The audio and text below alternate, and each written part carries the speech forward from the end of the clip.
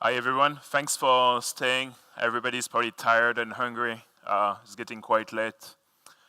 So I'm gonna try to make it entertaining so we don't all fall asleep today. Um, Before we start, a quick introduction. So I started Comae less than 2 years ago. We focus on advisory services for like software editors. We do a lot of R&D. This year we got a lot of visibility because we stopped one of the variant of WannaCry, so we stopped more than 1 million infection. And also, like we covered the shadow brokers this year. I made a presentation at Black Hat around it. So I don't know if you're familiar with them. If you're not, you should. And we also presented the first decompiler for smart contract, which was pretty cool since everybody is talking about blockchain, but we don't really know it's going to be used. And smart contracts are getting more and more traction. And like we have seen like lately, a lot of exchange for Bitcoins mainly are being hacked, but also like smart contracts are being targeted. So that's the type of R&D stuff we would be doing. And on top of that, we started a purely technical security conference. We had the first edition in April. And the reason we started it is when I moved here, I was like, well, there is a huge lack of technical discussion in the region. So first, it was frustrating. And secondly, it does not really help for the ecosystem. And we talk a lot about threat intelligence, but what's important about threat intelligence is also understanding your attacker and the new techniques. So R&D is also a very important step towards that. And like we saw in the previous presentation, threat hunting is becoming more and more important. Mature organizations are investing a lot in it, but to be able to perform threat hunting either as a high-end, either as a hand company or as a security company, you need to invest a lot in R&D. So the second edition is going to be next year. If any of you are interested in being a sponsor, you can always get in touch. And we also have memory, like a forensic platform, purely focused on threat hunting in memory. So most of the people interested are like outside of the region because usually you would already need to have an incident response internally, which is not really like the case of many companies here. So that's our main product at the moment. So what's threat intelligence? Well, everybody has their own definition of it. I'm going to give you our definition. So the way we look at it is it's not like a feed or product you buy. And what we focus on is mainly like on needs of our clients. Whenever they're purchasing, they need stuff around threat intelligence, then we're going to start to ask them why instead of just selling them a feed of random indicators. Because usually what you would often see is well, like it was just said before, a lot of people approach you saying, oh, here is a blue box, here is a purple box, and it ends up being left in a corner. So it's not really leverage. Adversaries. So this year was a very interesting year because we heard a lot of different stories, insider stories with the NSA, so obviously North Korea with WannaCry, Equation Group, so the NSA. And a lot of offensive tools have been leaked in the wild. And initially, when those tools have been leaked by the shadow brokers, well, it kind of went like undercover. People didn't really look at it. And even until now, like the only exploits people are talking about are the Windows exploits. There is plenty of Solaris exploits. Very few people are talking about it. They're like remote code execution. Well, most of like organizations are not really prepared for it, and they're going to be hacked like this year, next year because of that. What can you do about it? Well, it's kind of hard to like protect Solaris system, and you can have like all the data sharing platform you want around it. Like the security on certain operating system are still really bad. So obviously, like sharing that type of information can be valuable because at least you can know where are the weak points of your organization.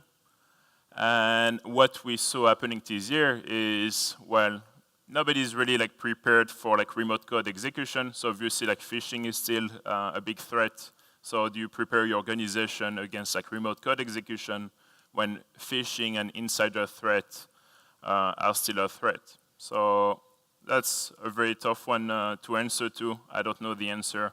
I hope you're gonna find the answer to that one because it's probably one of the most challenging question for any executive in the industry. What we saw a lot is a lot of companies outsourcing, so security, which is very common in this region, but also we see a lot of companies outsourcing their IT. So a company called TV5 Monde, which is a TV channel in France, got hacked a few years ago. And all the channels got hacked except one because it was a new one, it was on a different network. But when that happened, their time to response was very slow, and mainly because all the IT was outsourced. It's also the case of a lot of like companies here. It's usually a problem because people don't really know like how to address certain problems. And even if you would talk to a lot of organizations, they will not know how to answer simple questions like how many admin accounts do you have? Do you segment your network? So if you do like security, it's pretty hard when like basic questions like that are not being solved. And you know, people are gonna start throwing like the latest like trends and fancy words. But at the end of the day, when the problem is that basic, it's kind of pretty hard like to solve. Attracting talent in the organization is a big problem for a lot of technology companies, but like for banks and financial services, it's pretty challenging. Like most of the time, it's a total disaster. And once you attract them, or do you retain them? As a startup in the region, that's a problem we see a lot. So one of the way we were thinking of addressing it was when I started like the technical conference, because at the end of the day, if you want to attract technical people, you need to have some technical discussion that would be like interesting them. Everybody talked about ransomware this year. We saw it with WannaCry and NotPetya. It impacted a lot of companies. So some countries had their SMB port blocked. So they haven't been as targeted as other like countries or companies. But what we saw is using lateral movement, those ransomware were able to even affect like random offices of a company. Because if one machine was connected to internet in a different country, and they would all be in the same internal network, while the ransomware or malware would be able to jump. And the only reason people talked about it, about those ransomware infection, is because while their screen was like red, nobody was able to use them. But that's a problem that was always there. And if your adversary is a nation-state attacker, most likely you will not know about it. So we saw like people don't have backups, people focus on attribution, even though it's not really helpful if you cannot even like solve the problem at the end of the day. And like we saw in the previous presentation, the speaker made a very important point, is if you're facing an APT anyway, if they're gonna try once, if they're successful, and then you kick them out, they're gonna try again anyway. So how do you prepare yourself better for that? So as you know, banks are really big organizations.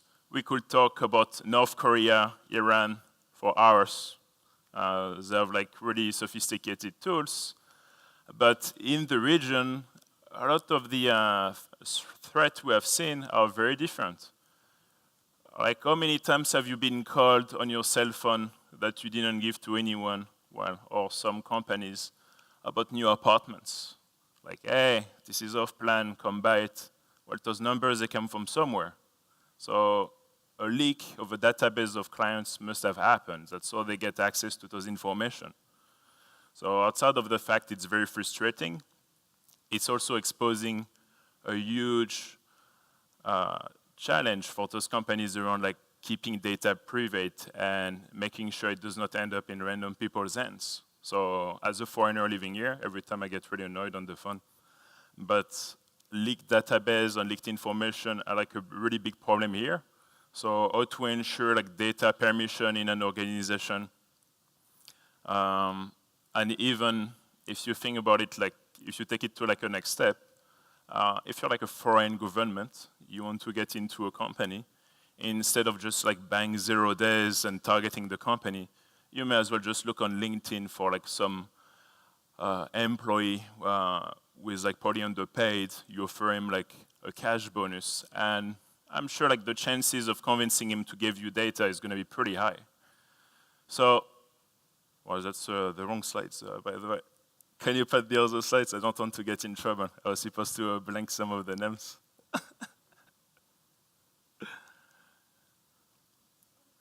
No, like the new slide deck I sent you. Anyway, it's fine. Never mind. That's because I don't want the name to show up. Anyway. So like the previous slide anyway was a screenshot of a tweet that someone was publishing, and it was a whole list of databases that have been set for sale for spammers and other people. Stop it. They're like, stop touching it. And a lot of the companies also including like name of local banks, local resellers. What do you do about it, you know? Like, there's like the name of all the current, so because obviously we can talk about nation state attackers a lot, saying, okay, like they have 0 days, like invest in threat hunting, incident response and all those things. Some people are gonna tell you blockchain is gonna solve it, you know, it doesn't really, but whatever. But the actual threat now we see a lot is like all those like database of like companies being leaked around. And as a regional threat, it's very specific to the region. As myself as a customer, it's very annoying. Because I know all my data I'm giving to any like financial organization, telco operator, or even if I'm buying a car or buying a house, is going to be public. So, you know, like that's one of the main threats at the moment, because if they have access to the actual consumer data, which is at the end of the day like the people giving you money and making sure the bank is surviving, well, how do you protect them, you know? And we have seen this year when the shadow brokers started to publish the files of all the Suiche service bureau that got hacked 4 years ago with all the 0 days that was leveraged by WannaCry, that there are like some foreign governments actually actively targeting banks, Suiche service bureau, having access to their data because they're interested in it. So that data itself, you know, like when you see it can just like end up in the wild because of some random employee is selling it probably for like, I don't know, like a few thousand dirhams, something ridiculous. It's a big problem. So, you know, like obviously if the NSA is a problem, or like foreign governments are also problems if they're using like tools like that. But if someone is gonna leak like that, a database, you know, it's an even bigger problem. I'm talking as a customer here. We have seen in Kenya, the tax authority got hacked, so they lost $40 million. And the actual threat itself was not that complicated. It was just an insider who installed like TeamViewer, gave access to some outsiders, and that's it. So it's kind of hard to protect yourself from that once, you know, like some damage have happened. So does the organization has enough resources? Like, how many of you have an Active Directory security engineer, you know, which is something we hear more and more within companies. Active Directory is cool, you know, you have your regular Active Directory guy, but now we see more and more companies having an Active Directory security engineer who is pretty specialized on Active Directory security settings. Do you have an internal incident response team? Is it big enough? Do you have a point of contact? Do you have a recovery plan? If you have an issue, can people reach out to you? We see more and more like software vendors and technology companies having bug bounties on everything, but the most valuable point of that is not necessarily the fact they reward people, is the fact they're reachable, that they answer to emails. And if there is an issue that they know someone is gonna answer. So usually you would see a lot of like software vendors having generic email addresses like secure@blackberry.com. Is your management supporting your decisions? Well, usually the answer is often no. It's not really important unless something bad happens. Budget are necessary. So those things are like also like pretty problematic. The culture sometimes not knowing everything is okay, but can you actually talk to people to get answers? You know, most of our clients are not in the region. I don't have any clients in the region, but that's a problem we see like everywhere, even in the US. And when you don't know something, like that's basically the whole concept also of threat intelligence, is knowing who to reach out or to get answers if you have questions, which is important. But to have answers, you need to have questions. Yeah, that's the old one. So telemetry also is important, but the boundary is usually where your telemetry is stopping, and the equivalent of that is usually like everybody knows what they know, but they don't know what they don't know. Same thing with telemetry. So yeah, threat intelligence is cool, but talking with people is even cooler.